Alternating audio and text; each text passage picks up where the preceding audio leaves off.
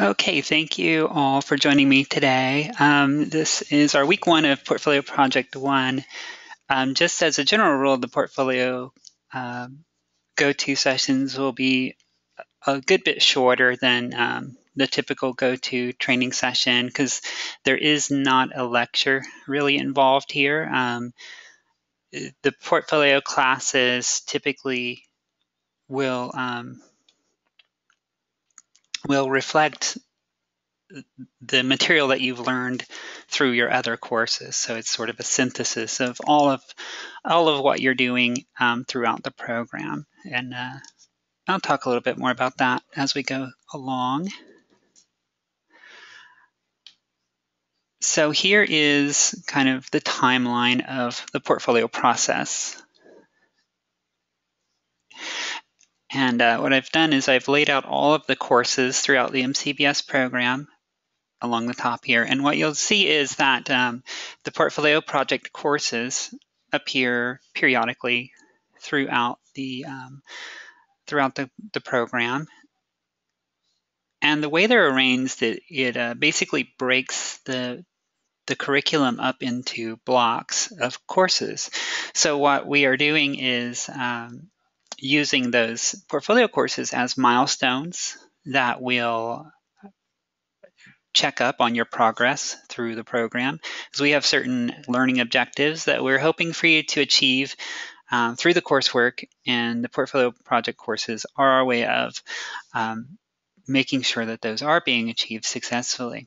So that's what it means from our perspective. From your perspective as the student, you're going to be creating a series of projects that reflect what you are learning and what you're capable of because of the courses that you're completing. So your skill sets are going to be growing, and your knowledge is going to be growing as you progress. And these projects are going to reflect that. And so by the end, hopefully you'll have a collection of showpieces that reflect your capabilities.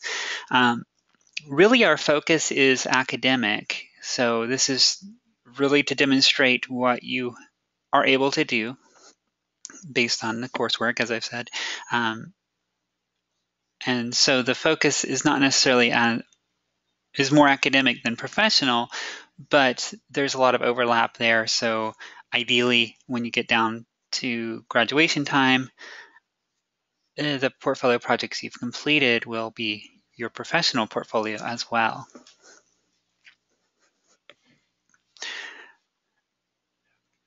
Taking a look at some of the specifics, right now you're in portfolio project 1.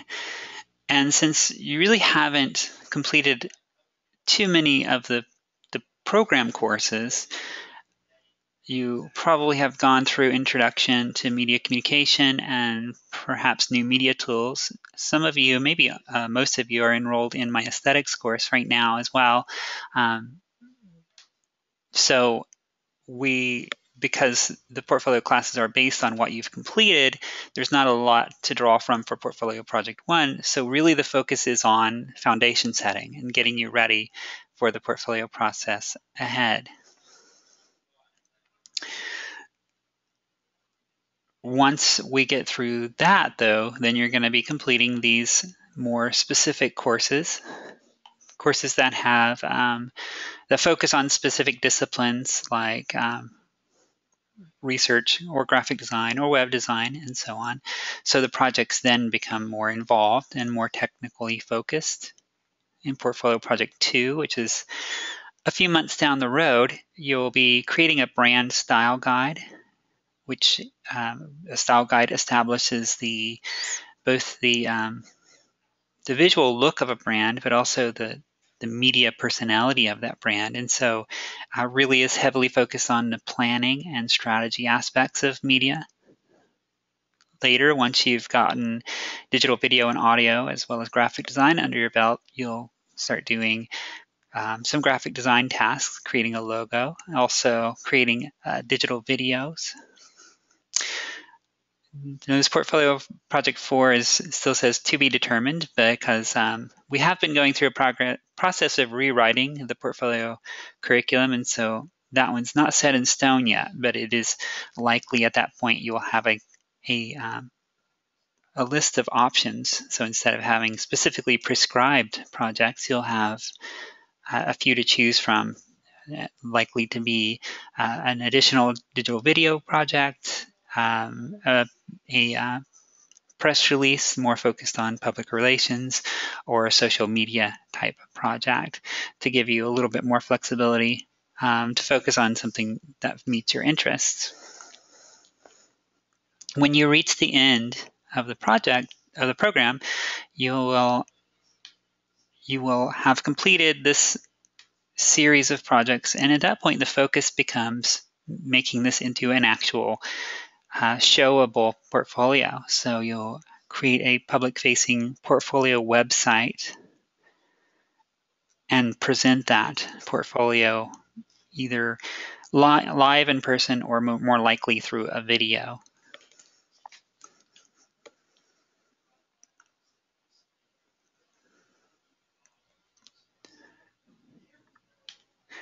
Are there any questions so far?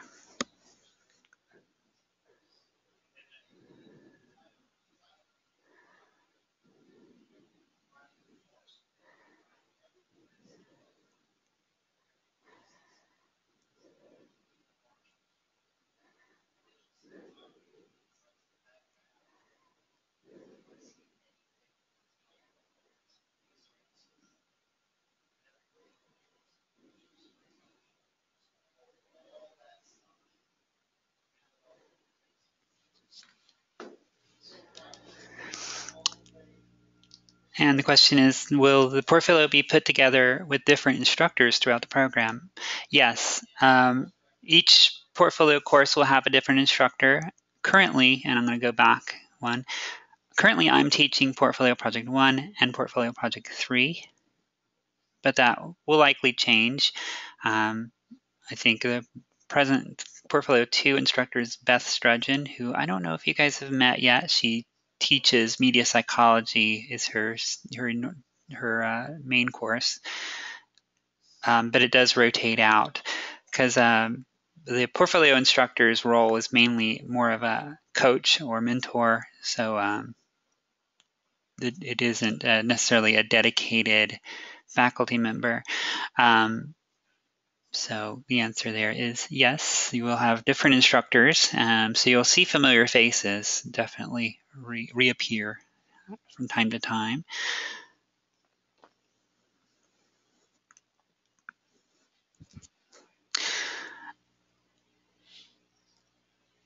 And let's see, one thing that I haven't talked about yet is the portfolio subject. And if you look at the, goodness, where's the slide? Okay, if you look at the curriculum for this month, the activities that are in FSO, you'll see that next week there is an assignment called Portfolio Subject Selection.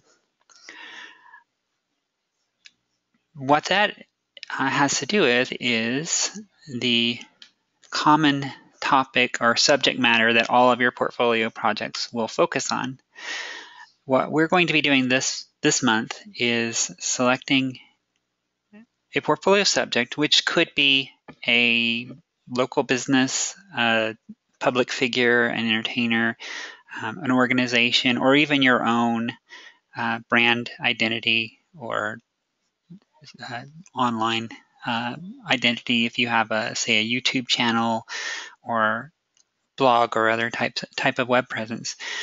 And you'll use that as the basis for all of the projects. So you'll create the brand style guide based on that subject. You will create a digital video that deals with that subject in some way. It could be, say, a commercial or a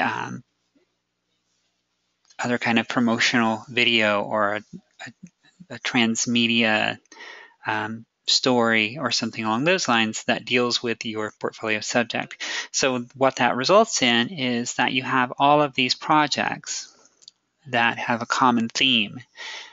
And so it gives the appearance of having a consistent media campaign focused on that portfolio subject.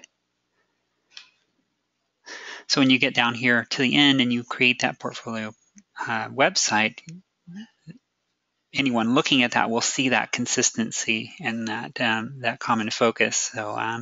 So it shows various assets or aspects of media that can be created around and supporting a common cause. We'll talk more about the specifics of the portfolio subject next week when that assignment comes up. It's really open-ended, so it's something that you can choose, and it allows you to focus on something that's meaningful to you. And also importantly, perhaps more importantly, it allows you to pick a subject that will let you tailor the portfolio projects in a way that involves your interests. The MCVS program is probably one of the most diverse programs at Full Sail in terms of the career options that it covers. If you have like digital art and design, most of the graduates there are going to be graphic designers. Film, of course, are filmmakers, but MCVS covers everything from journalism to marketing to public relations to just really wide open social media, listeners and coordinators, and you name it. I've seen some of my past students have had career interests along the lines of video game journalism or fashion journalism or photojournalists. So a lot of journalism, obviously, but also marketing directors, creative directors, and so forth. So we really can't prescribe a single path for all of the interests that our students have.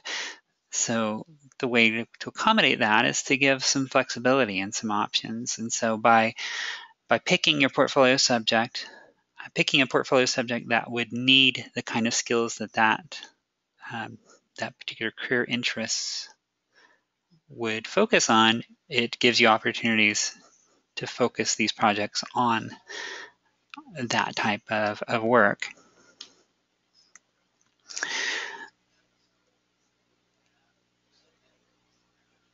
And the example I often give is with the digital video project.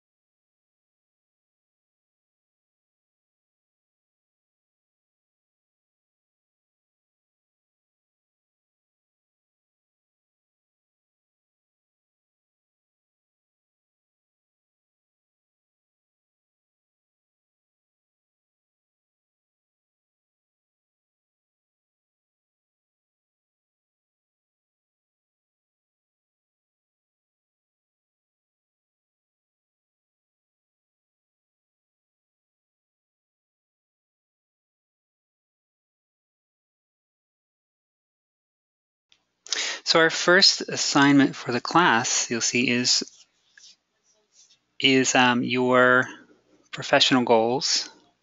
Here we are. And this is an opportunity for you to revisit your own professional direction and the goals that you have as a media professional. It gives me an opportunity to get to know a bit about you and what your interests are, but also it's a chance for you to kind of do some introspection and really crystallize where you want to head and what you want to get out of the program. Some of you probably have a pretty clear idea of what area of the media industry you want to focus on when you graduate. Is that the case? Do you guys have an idea of what your area of interest is? Okay, radio.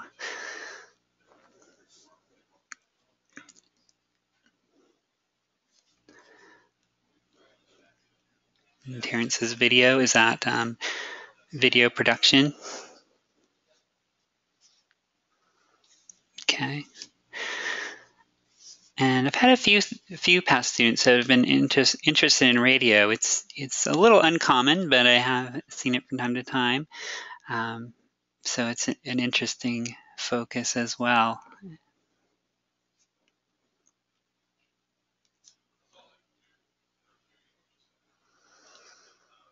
All right, excellent. And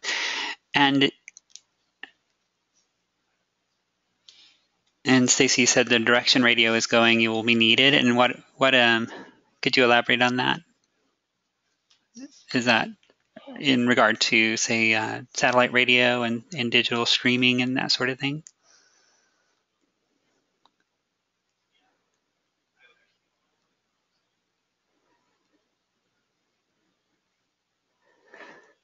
Okay, yeah, and that's something that MCBS tries to focus on is to look ahead and see the direction that different media is going in. So, to keep that kind of mindset for yourself is really great.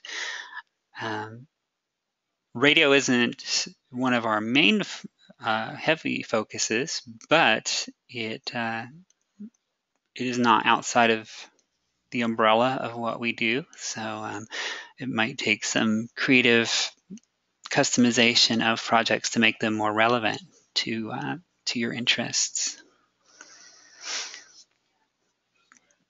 So what you'll be doing in this first assignment is giving a short summary of what your interest is and what it is about that work that interests you, what calls to you about that, and what your inspirations are, including who some of the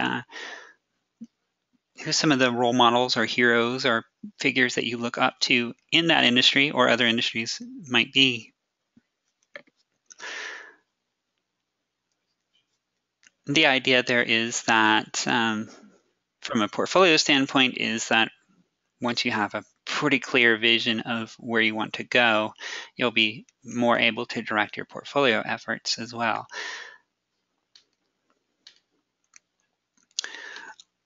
Along with that, we're going to be doing a personal mission statement. And this ties in with that. The personal mission statement is essentially a statement of your end goal.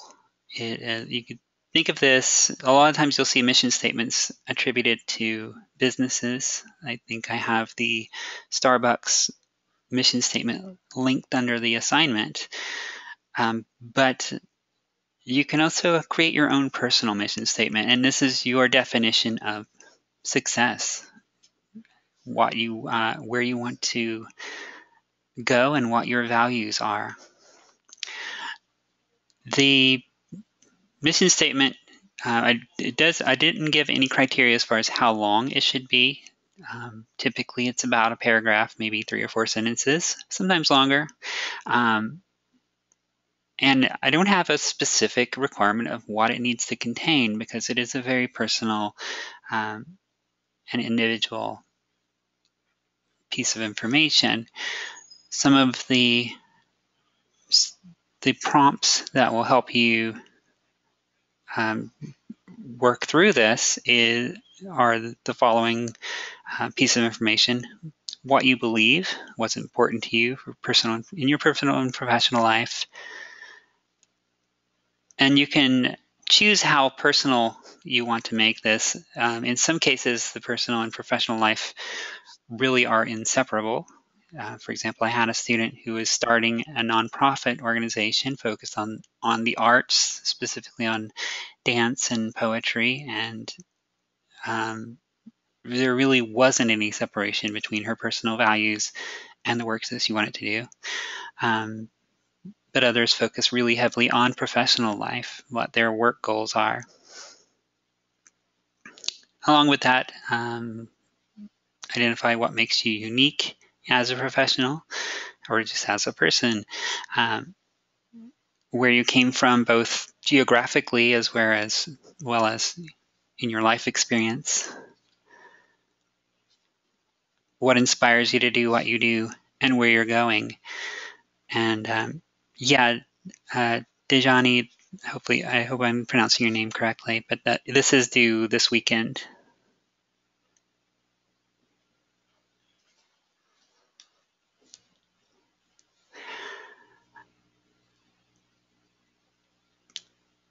A way that I've heard this described, or a way that a suggestion that I've heard people offer for how to look at this is how you would want to be remembered at your retirement. So if somebody was giving you a toast at your retirement, how would you want them to describe your career? I've also heard it suggested that it's what you'd want to be said at your eulogy, but that's a little bit more morbid. And here are a few quick examples. And actually, this is relevant because this is someone who is interested in radio. And the statement is, I believe that the heart behind every radio show isn't the host, but the people behind the scenes that make it possible. I strive to become the most timely and professional worker in the studio. I come from a background in the entertainment and radio industry. I've worked with live broadcasts as well as recorded broadcasts for over a year now.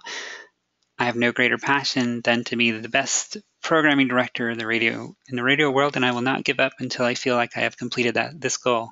So, pretty heartfelt statement, and includes pretty good information. We can read this and see what this person values as a professional. The only thing I would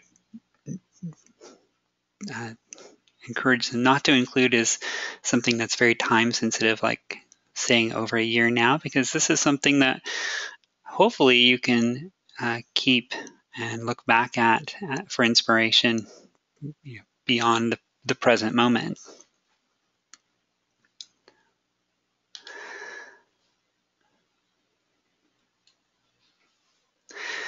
And this is the one I mentioned, the nonprofit organization. And so you see here she includes a little bit more of her personal life.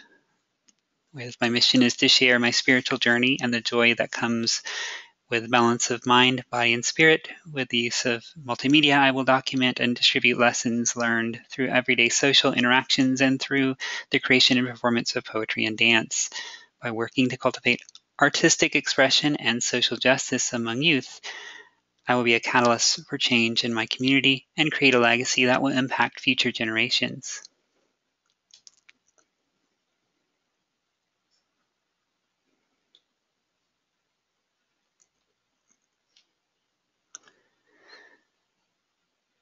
And I won't read all of these out loud to you, but just to get an idea of some of the varying lengths. And also these will be on the archive if you want to review and pause and read through some additional examples.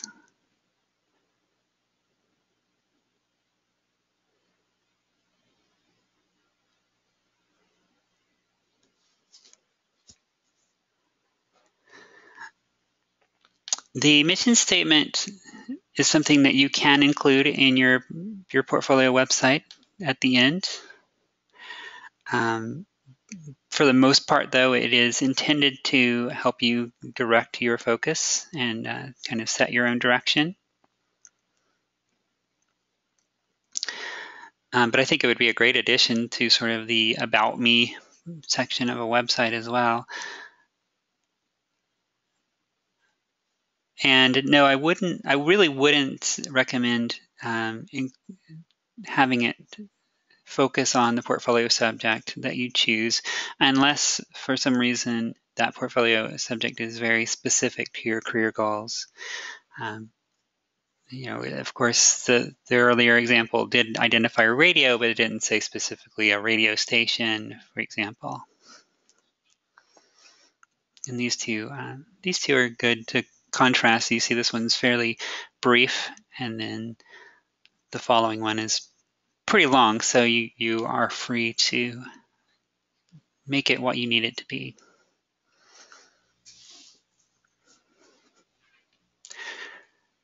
Are there any additional questions?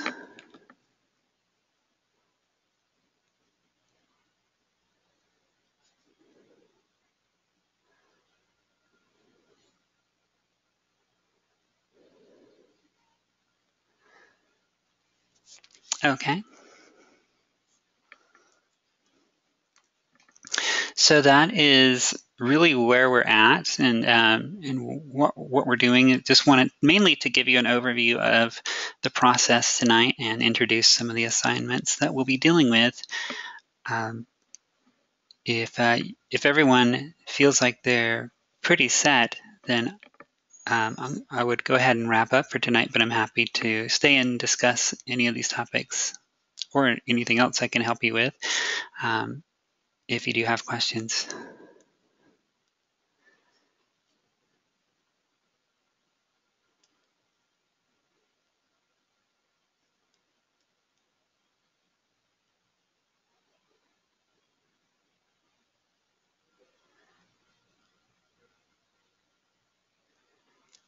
Okay, great.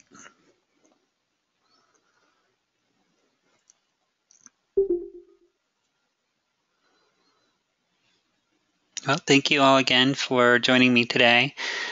And please let me know if anything does come up. And if you have any questions, be sure to get in touch by email or by phone. And I will talk to you again soon.